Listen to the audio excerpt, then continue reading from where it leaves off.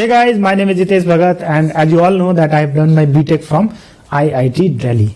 So, आज के video में हम लोग बहुत ही इंपॉर्टेंट टॉपिक है क्योंकि आपका बोर्ड का एग्जाम करीब आ गया है, ठीक है। तो काफी बच्चों ने मुझे रिक्वेस्ट किया कि सर प्लीज एक वीडियो आंसर राइटिंग पे फोकस करके एक बना दीजिए।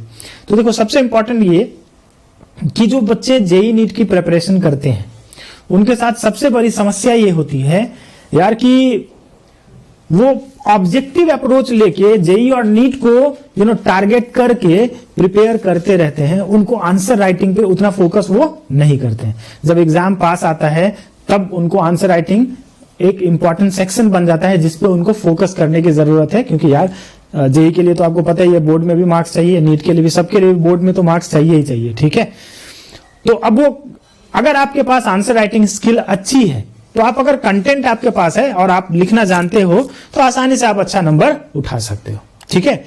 तो कुछ कुछ इंपॉर्टेंट पॉइंट्स होंगे जिस पॉइंट्स के बारे में हम लोग बात कर रहे होंगे और वो पॉइंट अगर आप ध्यान में रखते हो, दिमाग में रखते हो तो आपकी आंसर राइटिंग स्किल बहुत अच्छी हो जाएगी और बहुत ही शानदार तरीके से आप अच्छे से अच्छा मार्क्स उठा सकते हो अपने बोर्ड एग्जाम में, ठीक है। ये दोनों बोर्ड के बच्चों के लिए एप्लीकेबल है, for Bihar board and CBSE both board students. चलिए तो देखते हैं, स्टार्ट करते हैं कि किन किन पॉइंट्स को हम लोगों को ध्यान रखना है। सबसे पहला है यार आप क्वेश्चन को थॉरोली अच्छे से पढ़ो, केयरफुली अच्छे से पढ़ो, क्वेश्चन को पढ़ो, समझो और क्वेश्चन का क्रक्स क्या है वो देखो आप, ठीक है। तो read the question carefully and understand the question thoroughly. Question समझना जरूरी है, काफी टाइम होता है आपके पास, तो प्लीज आप क्वेश्चन को अच्छे से पढ़िए और क्वेश्चन के क्रक्स को समझिए। बहुत सारे क्वेश्चंस में ऐसा होता है कि करेक्ट की जगह पे इनकरेक्ट पढ़ लेते हो, इनकरेक्ट की जगह पे करेक्ट पढ़ लेते हो, तो ऐसे में क्या होता है कि आपका पूरा कहानी ही उल्टा हो जाएगा, है ना। नेक्स्ट जो इंपॉर्टेंट बात है वो ये है कि यार एक नंबर के क्वेश्चन को लाइटली मत लेना, ये बहुत इंपॉर्टेंट है ना। बूंद बूंद से सागर भरता है, पुराना कहावत है ये, ठीक। नेक्स्ट बात ये कि अगर आप देखो, आप क्रिकेट की जगत में देखते हो तो विराट कोहली बहुत ही महान ओडीआई क्रिकेटर में आता है। पता है उसका रीजन क्या है? वो स्ट्राइक को सिंगल ले लेके बहुत स्मूथली रोटेट करता रहता है और गेम को चलाता रहता है। तो वही है, ये आपके गेम को चलाएगा। एक नंबर का क्वेश्चन, इसको लाइटली नहीं लेना है, काफी इंपॉर्टेंट होता है। और सीधा सीधा एक लाइन का आंसर होगा, उसको लिखो, या मान लो ऑब्जेक्टिव क्वेश्चन है, एक नंबर का एक टिक लगाओगे, ओएमआर भरोगे, तुमको एक नंबर मिल जाएगा। तो इसको लाइटली नहीं लेना बेटा। नेक्स्ट जो है, right your answer in agreement with marks. जो मार्क्स है उसी के बेसिस पे आंसर्स लिखो। ऐसा नहीं कि एक नंबर का क्वेश्चन है और 5 लाइन लिख रहे हैं उसके लिए, या एक नंबर का क्वेश्चन है, 2 नंबर का क्वेश्चन है और पूरा एक पन्ना भर दिया। ऐसे में अगर तुम ये सोचते हो कि मैं ज्यादा लिख के और ज्यादा नंबर ले आऊंगा तो कुछ नहीं होता। अगर एग्जामिनर जो कॉपी चेक कर रहे हैं, अगर उन्होंने देखा उस टाइप का आंसर तो ऑब्वियसली यार किसी का भी ऐसा लगेगा कि इसने बस स्टोरी भर दिया है, उसको काटेगा सीधा। तो आपको ये बात ध्यान रखना है कि आपका जो मार्क्स है उस मार्क्स के बेसिस पे ही आपका आंसर होना चाहिए। बहुत लंबा या बहुत छोटा, या मान लो 5 नंबर का क्वेश्चन और 4 लाइन लिख के आ गया तो कोई फायदा उससे नहीं होने वाला। तो नेक्स्ट जो इंपॉर्टेंट पॉइंट है वो है हमारा कि underline the keywords so that it don't go unnoticed. Keywords को, जो इंपॉर्टेंट पॉइंट्स होते हैं, जो इंपॉर्टेंट वर्ड होता है क्वेश्चन का, उसको अंडरलाइन कर दो, पेंसिल से उसको अंडरलाइन कर दो। ताकि देखो होता क्या है कि जब आंसर एग्जामिनर तुम्हारा आंसर चेक कर रहा है उस टाइम पे कुछ कीवर्ड्स होते हैं, हर क्वेश्चन में कुछ इंपॉर्टेंट कीवर्ड्स होते हैं कि कुछ इंक्रीज कर रहा है, कुछ डिक्रीज कर रहा है, या इंक्रीज डिक्रीज, ये सब जो इंपॉर्टेंट पॉइंट्स हैं, राइट, जो कीवर्ड्स हैं उसको अंडरलाइन कर देना। ताकि क्या होगा कि एग्जामिनर का सीधा फोकस उसके ऊपर जाएगा और वो ऐसे अननोटिस्ड नहीं जाएगा, उसको नोटिस जरूर करेंगे एक बार एग्जामिनर, ठीक है। तो underline the keywords, this is extremely important, ठीक। इसके बाद जो नेक्स्ट पॉइंट है जिसको आपको फोकस करना है वो है right neat and clear answer, avoid over writing. ये बहुत इंपॉर्टेंट है यार।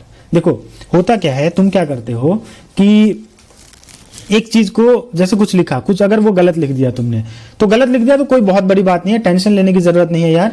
उसको सिंपल ऐसे एक लाइन से काट दो, सिंपल एक लाइन ऐसे करके काट दो।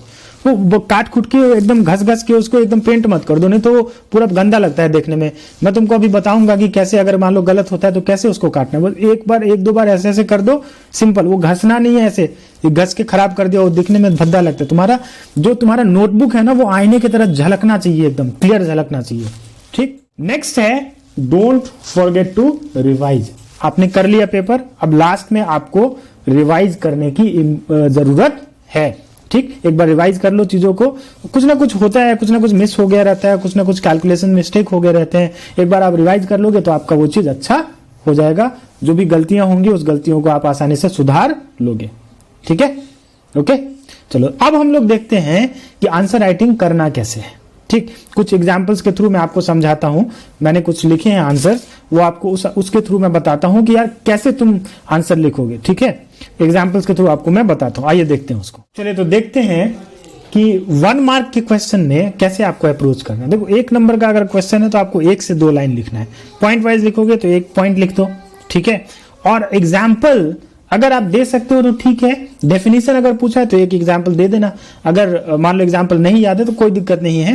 एक नंबर का क्वेश्चन है, ठीक है, तो बहुत ज्यादा लिखने की जरूरत नहीं है। 1-2 एग्जाम्पल मैं आपको बताता हूं जिसको मैंने खुद किया। तो जैसे मान लो ये एक क्वेश्चन है, मैंने इसको 2.5 लाइन में लिखा है, ठीक। अब ये 2.5 लाइन में लिखा हुआ है तो इससे ज्यादा लिखने की जरूरत नहीं है। जो क्रक्स है क्वेश्चन का और जो इंपॉर्टेंट पॉइंट है, जो इंपॉर्टेंट बात है वो लिख दो, बस। उससे ज्यादा की जरूरत नहीं है।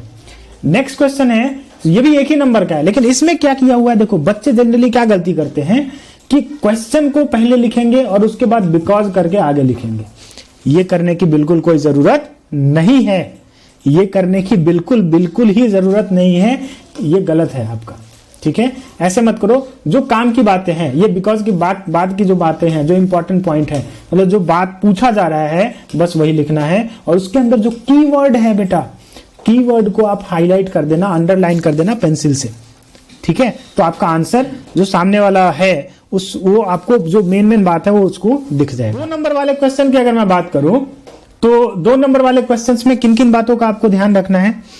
2 नंबर वाले क्वेश्चन को 3 से 4 लाइन मैक्सिमम, ठीक। पॉइंट में दिखते हो तो 2 से 3 पॉइंट। अगर छोटे छोटे पॉइंट लिख रहे हो तो 2 से 3 पॉइंट में लिखना है आंसर को आपको, ठीक है। और अगर लंबा पॉइंट है तो 2 ही पॉइंट में आपका काम चल जाएगा। अगर डेफिनेशन इसमें पूछा जा रहा है तो एग्जाम्पल जरूर देना है, इसके अंदर कंपलसरी है। अगर पार्ट्स में क्वेश्चन पूछा गया है, 2 अलग अलग पार्ट्स में क्वेश्चन पूछा गया है, तो पार्ट वाले क्वेश्चन को आपको अलग अलग पैरा चेंज करके उसके आंसर को लिखना है, ठीक है। वर्ड लिमिट्स को स्ट्रिक्टली फॉलो करो, वर्ड लिमिट्स को मिस नहीं करना है, ठीक है। ये नहीं कि वर्ड लिमिट्स 20 है और आप 40 वर्ड लिख दे रहे हो तो, और ये सोच के कि मार्क्स ज्यादा हो जाएगा, लंबा आंसर लिखेंगे तो मार्क्स बढ़ जाएगा, ऐसा कुछ नहीं होता है बेटा, ध्यान रखना इस बात का। नेक्स्ट, अब देखो ये 2 नंबर का क्वेश्चन है और 2 अलग अलग पार्ट में है, तो मैंने अलग अलग पैरा में दोनों को लिखा है, देख रहे हो। और जो कीवर्ड्स है, जो इंपॉर्टेंट पॉइंट्स है, उसको मैंने अंडरलाइन कर दिया। इंक्रीजेज, टेम्परेचर कोफिशिएंट, इसको मैंने अंडरलाइन कर दिया। एक और जो मोस्ट कॉमन मिस्टेक जो बच्चे करते हैं आंसर राइटिंग में, कि कुछ गलत हुआ तो उसको पूरा पेंट कर दे। तो पेंट मत करना, देखो कैसे काटा हुआ है, 1 2 3 कट लगाया नॉर्मल, इसको काट दो, कहानी खत्म। इसका आंसर नेक्स्ट पेज पे फिर लिख दिया करो, ठीक है। अगर कुछ गलत होता है ऐसे काटना है, ठीक है। इसको ये नहीं कि पूरा ऐसे ऐसे पेंट कर दिया, पूरा घस दिया एकदम, वो गंदा दिखता है, बहुत बेकार लगता है दिखने में, वैसा नहीं करना है, ठीक है। तो उसी का आंसर लिखा हुआ है यहाँ पे। अब अगर मान लो कि 2 नंबर का क्वेश्चन है और एक अलग अलग क्वेश्चन आपको दिया हुआ है, 2 क्वेश्चन, पार्ट 1 पार्ट 2 दिया हुआ है, तो नॉर्मल 1 नंबर का जैसे लिखते हो वैसे पार्ट 1 को लिखो और 1 नंबर का जैसे लिखते हो वैसे पार्ट 2 का लिखो, बस। कोई बहुत ज्यादा इसमें इलैबोरेट करने की जरूरत नहीं है, ठीक है। 3 नंबर के क्वेश्चन में बेटा क्या ध्यान रखना है, अब 3 और 5 नंबर वाले क्वेश्चंस को पॉइंट में लिखा करो, ज्यादा सही रहेगा। 3 नंबर का क्वेश्चन है तो 3 से 5 पॉइंट लिखो। 3 से 5 पॉइंट में अगर छोटे छोटे पॉइंट है तो 5 पॉइंट्स में लिखो।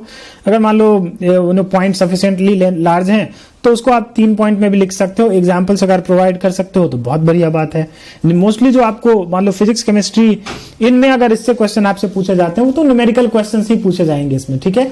अगर मान लो डिफरेंस वाला क्वेश्चन है कि 2 चीजों के बीच में अगर डिफरेंस है, डिफरेंस वाला अगर क्वेश्चन है तो आप उसको टेबुलर फॉर्म में लिखो। डिफरेंस वाले क्वेश्चन को टेबल बनाओ और टेबल के फॉर्म में, आप टेबुलर फॉर्म में डिफरेंस वाले क्वेश्चंस को आपको लिखने की जरूरत है, ठीक है।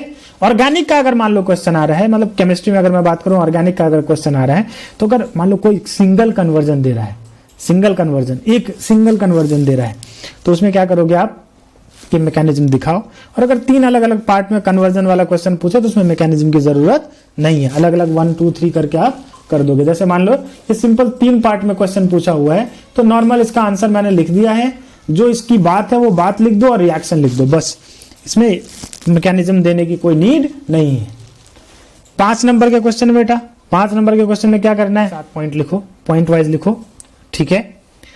सारा उसके अंदर सारी डिटेलिंग करने की जरूरत है। अगर मान लो आपसे न्यूमेरिकल पूछा गया, तो आप न्यूमेरिकल का क्या करोगे, न्यूमेरिकल में कौन क्या क्या दिया हुआ है सबसे ऊपर लिख दो, कौन कौन सा फॉर्मूला उसके अंदर यूज हो रहा है वो लिख दो, और फिर जो आपका स्टेप्स है उस स्टेप्स को क्लियरली आप एकदम साफ सुथरा से लिखो, जो जो आपके मतलब फॉर्मूले यूज हो रहे हैं उसको बॉक्स बना के लिखो, और लास्ट में उसके आंसर जो आपके बन रहे हैं उस आंसर को बॉक्स में ऐसे घेर के लिख दिया करो, ठीक है। Give all the details, 5 number का क्वेश्चन है। Highlight the keywords, important point. अपने वर्ड लिमिट में रहो, उसको एक्सीड नहीं करने की जरूरत है, ठीक है। कैसे करना है, जैसे एक मैंने न्यूमेरिकल किया हुआ है, देखो ये न्यूमेरिकल है, जो जो डेटा दिया है वो लिख दो, जो जो फॉर्मूला यूज हो रहा है उस फॉर्मूला को मेंशन कर दो बॉक्स के अंदर, और जो स्टेप्स हैं वो सारे स्टेप्स को क्लियरली करो, और लास्ट में जो आपका आंसर आ रहा है उसको बॉक्स में लिख दो, ठीक है। तो this is how you have to approach the 5 number question. 5 number के क्वेश्चन को ऐसे अप्रोच करने की आवश्यकता है।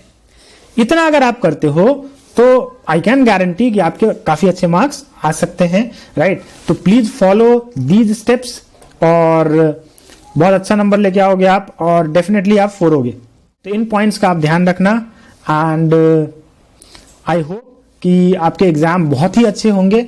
Wish you all the best, and फोड़ो एग्जाम में, बोर्ड में फोड़ो, बोर्ड में फोड़ोगे, जेई में फोड़ोगे, नीट में फोड़ोगे, मजा तो तभी आएगा ना जब फोड़ोगे, सिंपल सा बात है, ठीक है।